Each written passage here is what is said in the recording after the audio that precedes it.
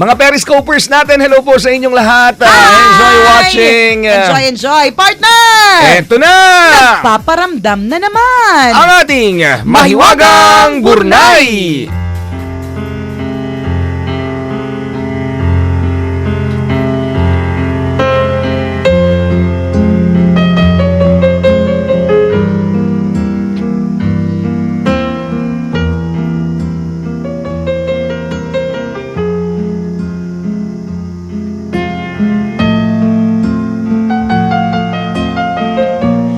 Kilalang malambing at masiyahin ang 21-year-old nursing student na si Christina.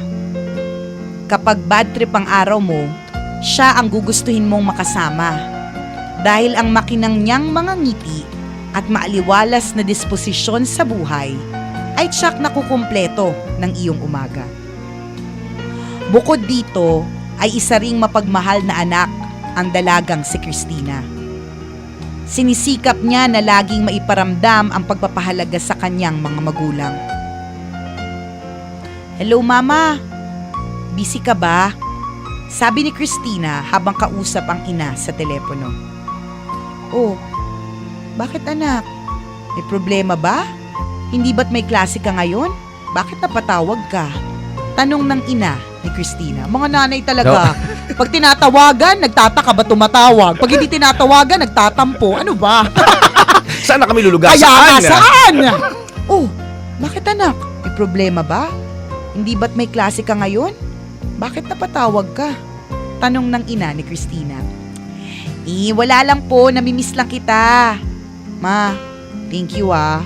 Sobrang proud ako dahil ikaw ang naging mami ko. Malambing na sabi ni Christina.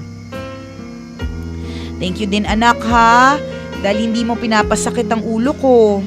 Napakaganda mong ehemplo sa mga kapatid mo dahil mabait ka at napakasipag mong mag-aral. O sige na, at baka nakakaabala na ako sa klase mo. I love you anak at mag-ingat ka sa pag-uwi mo ha. Bili ng ina ni Christina. Thank you mama, mahal na mahal kita. Sagot ni Christina. Ito na marahil ang pinakamasarap na pag-uusap ng mag-ina sa telepono. Ilang araw bago maganap ang isang pangyayari na magpapabago ng kanilang buhay. Nako, kaya ayun.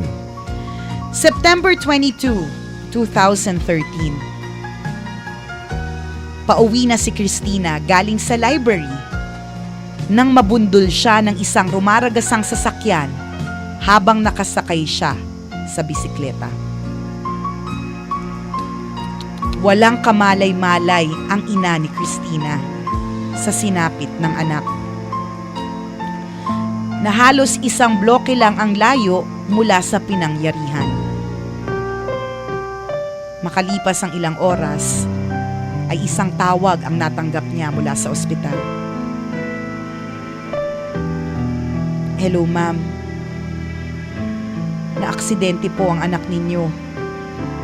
Kailangan niyo pong pumunta agad dito sa ospital. Hanggang ngayon po ay wala pa ring malay ang pasyente. Tinakbuhan ho siya na nakabundol sa kanya. Mabuti na lang po at may nagdala agad sa kanya dito. Sabi ng nurse sa telepono.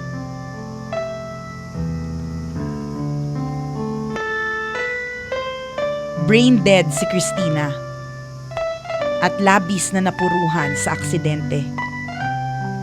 Sa ICU ay sinubukan siyang gamitan ng artificial ventilator.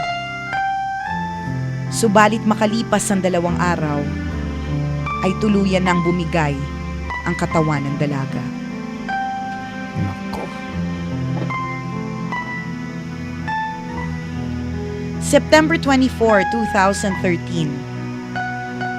Nagdesisyon nang ihinto ang life support ni Christina. Halos hindi makapaniwala ang pamilya at mga kaibigan ni Christina sa bilis na mga pangyayari. Ang lahat ay nagluksa sa pagkawala niya na noon ay nagbibigay ng sigla sa kanila. Subalit hanggang sa huling yugto ng buhay ng dalaga, ay nagawa pa rin itong magbigay ng ngiti at saya sa ibang tao. Si Christina ay isang registered organ donor Dahil sa pagkakawang gawa ni Christina, ay 5 tao ang nabiyayaan ng pag-asa. Kabilang dito ang isang sanggol na may sakit sa atay. Makalipas ang ilang linggo, habang sinasamsam ng ina ni Christina ang mga gamit nito, isang piraso ng papel ang kanyang nakita. Nakasulat sa papel ang bucket list ni Christina na naglalaman ng kanyang mga pangarap at mga bagay na nais niyang gawin bago siya mamatay.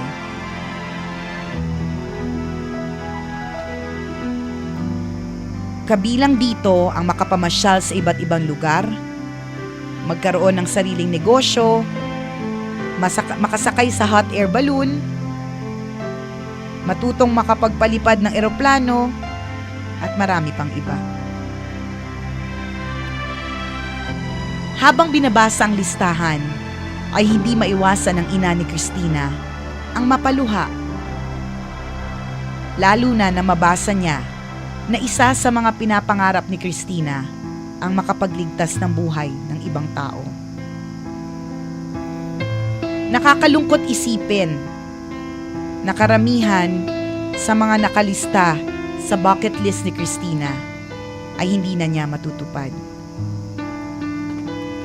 Dahil dito, ay bumuo ng isang misyon ang ina ni Christina.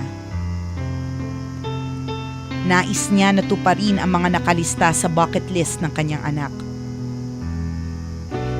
Ipinost nito sa Facebook ang kanyang hangarin at hinikayat ang mga kaibigan nito na makibahagi sa misyon. Ilang buwan na nakalipas, isang matandang babae ang kumontak sa ina ni Christina. Ang matandang babae ang siyang mapalad na recipient ng puso na dinonate ni Christina. Wow. At bilang pasasalamat, ipinangako nito sa ina ni Christina na sisikapin nitong ituloy ang naudlot na mga pangarap ng dalaga.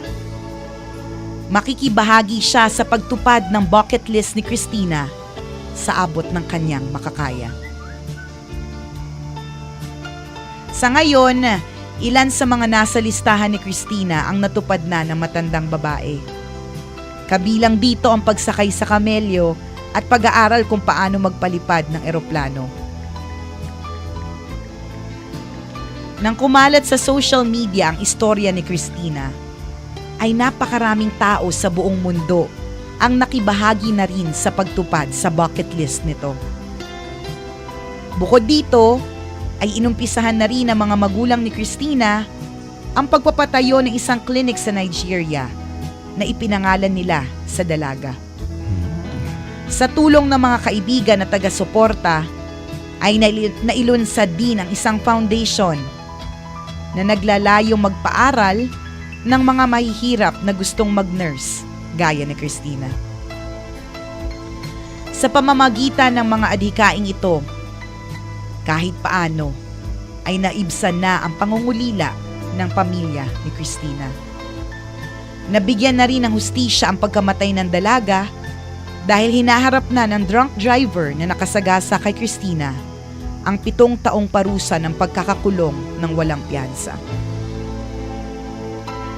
Sa kwentong ito ay makikita natin na sadyang maikli lang ang buhay ng tao. At gaya ni Christina, lahat tayo ay may kakayanang pumili kung sasayangin lang ba natin sa walang kabuluhang bagay ang ating buhay o gagawin natin itong kapaki-pakinabang at puno ng kulay. Ang kwentong ito ay hango sa tunay na buhay ni Christina Chesterman, isang butihing anak, kaibigan, at organ donor ng California, USA. Bakit kasi Bigat kung naman. sino yung, alam mo, yung gumagawa ng mabuti sa kapwa, kung sino yung mabait sa nanay. Correct. Siya yung kinukuha agad ni Kung Lord. sino yung maaga namamatay. Ayan, kaya alam na this part. Alam Mukhang na this magtatagal tayo hanggang 152 years old. Alam mo, Nararamdaman mo ba nga haba ang buhay mo? oo nga na, feel ko, partner. Kasi hindi tayo kagaya ni Christina. Kasi sabi daw nila, masamang damo, matagal mamatay. Pero meron niyang Aba. meron niyang religious or parang Explanation. explanation na kaya daw sinasabing ang mga masasamang damo ay Ay, matagal mamatay kasi binibigyan pa sila ng pagkakataon ni Lord na para magbago. magbago. At Totoo para yan. pag nagbago ka, 'di ba? Saka. At maging mabait ka, saka ka nakukunin kasi mabait ka na. Kaya alam na this, super. May chance pa tayo magbago. Yun ang call ng storyng ito. Yun po talaga yun, 'di ba? Ang sakit sa puso, ang bigat, ang tindi. Alam mo yung nakakaiyak yung portion na yung nagkokolekta ng mga gamit, tapos may makikitang bucket list na ang sakit-sakit sa puso na parang grabe, hindi niya yan to natupad. Totoo yan. Diba? Bakit kailangan kunin sa akin na napakaaga? Ang dami niya pa namang pangarap. Ang hirap tanggapin, sobra. Yung sinasabi natin madalas part na everything you do bounces back to you. Totoo naman lahat ng ginawa niyang kabutihan bumalik sa kanya. Correct. Kaya lang patay na siya.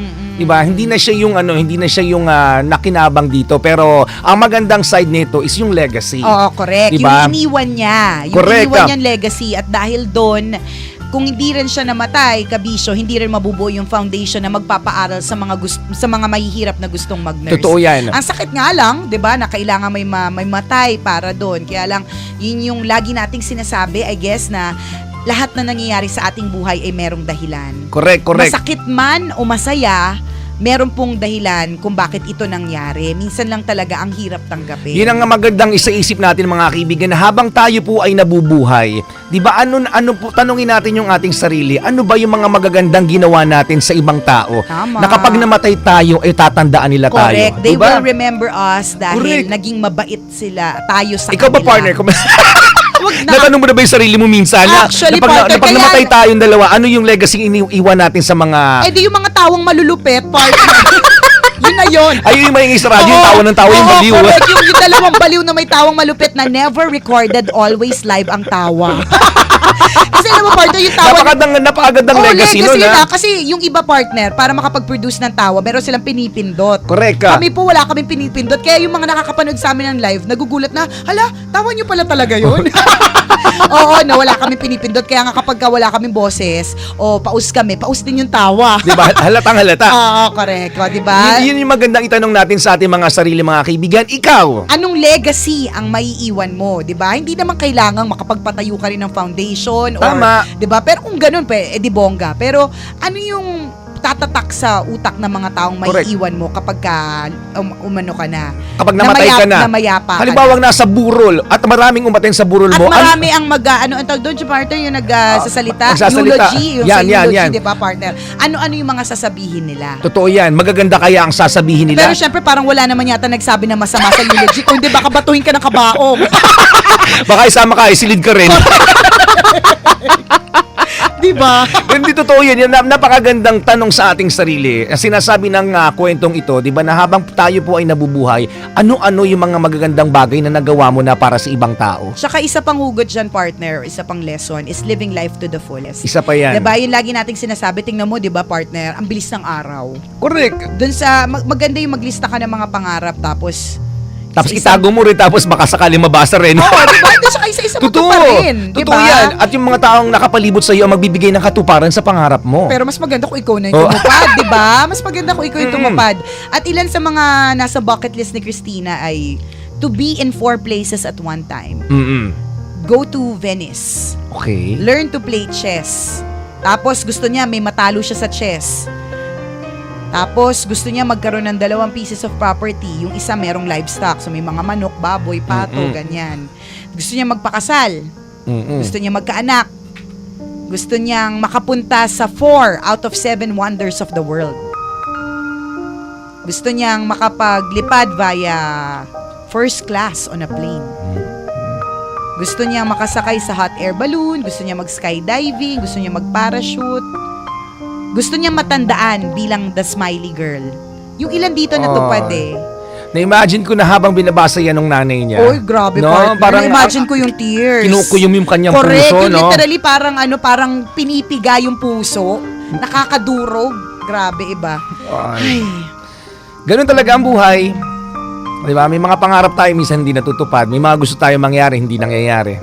Diba? Ganun talaga. Again, magtiwala lang po tayo. Everything happens for a reason. Corrected ba? Lahat yan may dahilan, lahat yan may purpose. Tama. Just have faith. Thank you, Mahiwagang Burnay, sa isa na namang napakagandang kwento ngayong araw na ito. Ang mga kwento po ng Mahiwagang Burnay ay mababasa nyo po sa aming Facebook fan page.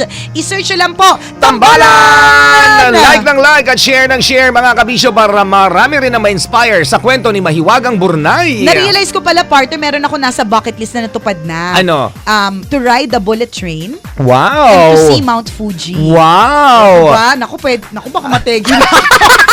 Isa-isa natutupad yun nasa bucket list. Ibulong mo na lang sa akin, partner, kung saan nakalagay yung bucket list na yan.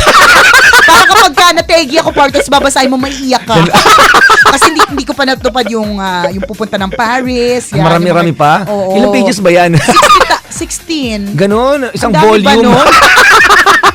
Hindi pero ganun talaga pag nangangarap ka, nililista mo. Diba? Diba? At ang sarap na i-scratch off mo. Tuwan-tuwa talaga ako, partner, yung ride a bullet train. Pak! Binuha ko na kasi dapat po sa see Mount Fuji. Pak! Ganun O, talaga. diba? Isipin mo na, totoo yan. Ano yun eh? Fulfillment Maganda yung gumagawa din po tayo ng bucket list. Mga kabisyo, let's take each day at a time. Enjoy this day because you'll never know this might be your last. Correct. Diba? Don't fear for tomorrow because tomorrow has not yet come. Salamat mga kabisyo sa pagtutok sa amin ngayong araw na ito. And thank you for making Love Radio always your number one FM radio station. At habang nariyan kayo mga kabisyo, ang tambalan, walang kalaban, number one pa more. Ako po si Nicole Yala. At ako naman si Cambio King Chris Juber. Nagpapaalala. Walang matatag na relasyon Sa malanding may determinasyon. Yun! Yun! Yun!